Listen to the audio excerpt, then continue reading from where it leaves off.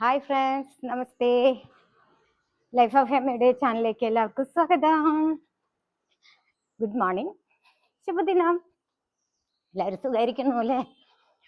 അപ്പോൾ ഇന്ന് വ്യായാമത്തെ കുറിച്ച് പറയാനാണ് വന്നിരിക്കുന്നത്. ക്ലാസ് കഴിഞ്ഞപ്പോൾ വ്യായാമം ചെയ്യാൻ ഇറങ്ങിയതാണ്. അപ്പം നിങ്ങളുമായിട്ട് സംസാരിക്കാൻ എന്ന് വിചാരിച്ചു. അപ്പം എല്ലാവരും ലൈക്ക് ചെയ്യണം, കമൻറ്റ് ചെയ്യണം. എല്ലാവർക്കും ഉപകാരപ്രദമുള്ള കാര്യമാണ് ഞാനിവിടെ പറയുന്നത്. ഷെയർ ചെയ്യാൻ മറക്കരുത് കേട്ടോ ഫ്രണ്ട്സിനൊക്കെ. അപ്പോൾ സപ്പോർട്ട് ചെയ്യുന്നേ, സബ്സ്ക്രൈബ് ചെയ്യണേ. Sitting is a new smoking എന്ന വിഷയത്തെ കുറിച്ചാണ് ഞാൻ ഇന്ന് പറയുന്നത്. 30 വയസ്സ് കഴിഞ്ഞാൽ, പ്രത്യേകിച്ച് സ്ത്രീകളോടാണ്,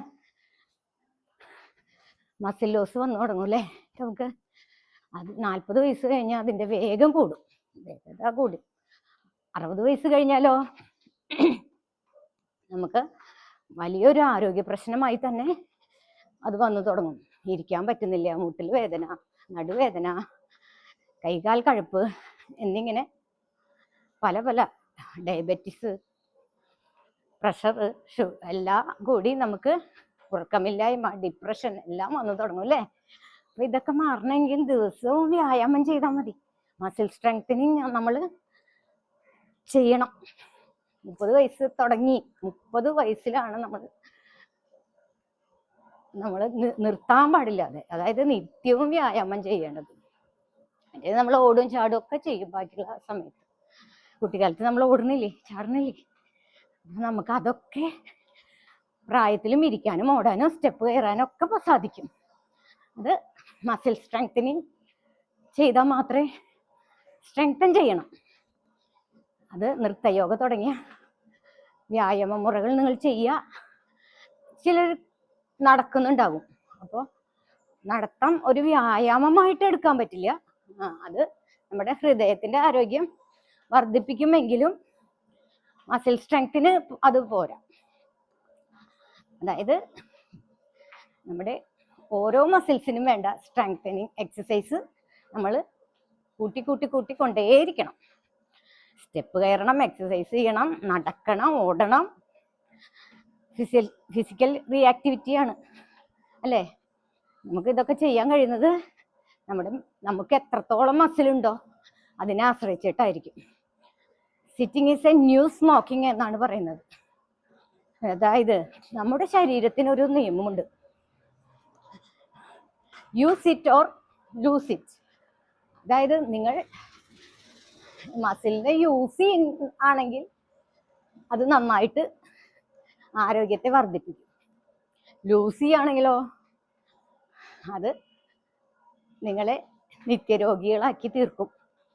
അപ്പോൾ അങ്ങനെ ആവാതിരിക്കാൻ രണ്ടാമത്തെ കാര്യം, നന്നായിട്ട് കാർബോഹൈഡ്രേറ്റ്. രാവിലെ എഴുന്നേറ്റ കേരളീയർക്ക് ദോശ, ഇടിയപ്പം, അപ്പം, പുട്ട് തുടങ്ങിയ കാർബോഹൈഡ്രേറ്റ്സിൻ്റെ ഒപ്പം സാമ്പാർ,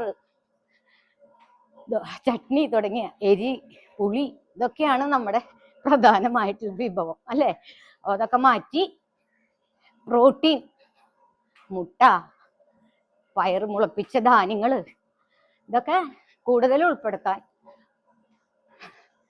നമ്മൾ കൂടുതൽ ഉപയോഗിക്കാനായിട്ട് ശ്രമിക്കണം. ഓക്കെ. അപ്പോൾ 30 വയസ്സ് കഴിഞ്ഞാൽ നമ്മൾ വ്യായാമം നിർത്താനേ പാടില്ല. ഓക്കെ. അപ്പം ഞാനൊരു ഗുരുതരമായ ആരോഗ്യ പ്രശ്നത്തെ കുറിച്ചാണ് ഞാനിവിടെ സംസാരിക്കുന്നത്. അപ്പം എല്ലാവർക്കും ഇഷ്ടപ്പെടുന്ന പ്രോട്ടീൻ കലർന്ന, പിന്നെ മറ്റൊരു കാര്യം നമ്മുടെ ഹോർമോണൽ ഇംബാലൻസിനെ കുറിച്ചാണ്. അതും ഉണ്ടാവും. അത് നമുക്ക് എന്റർടൈൻമെന്റ് പോലുള്ള നമ്മുടെ ആനന്ദകരമായ വ്യായാമ മുറകൾ തിരഞ്ഞെടുക്കുക. നൃത്തമൊക്കെ വളരെ നല്ലതാണ്. നൃത്തയോഗ മസിൽ സ്ട്രെങ്ത് കൂട്ടും. അതുപോലെ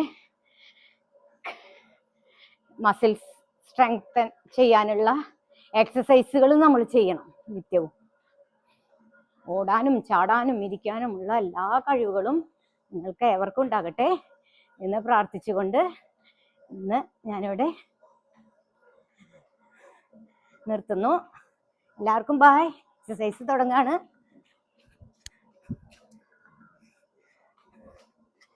ഇത് പിടിച്ചിട്ടാണ് ഞാൻ ഇന്നത്തെ ഓട്ടം. അപ്പൊ എല്ലാവരും നിങ്ങൾക്ക് ഇഷ്ടമുള്ള വ്യായാമം ചെയ്യുക, നൃത്തം ചെയ്യുക. അതൊക്കെ മനസ്സിനും ശരീരത്തിനും അത് കൂടുതൽ ആരോഗ്യപ്രദാനം ചെയ്യും. ഓക്കെ, അപ്പൊ ബായ്.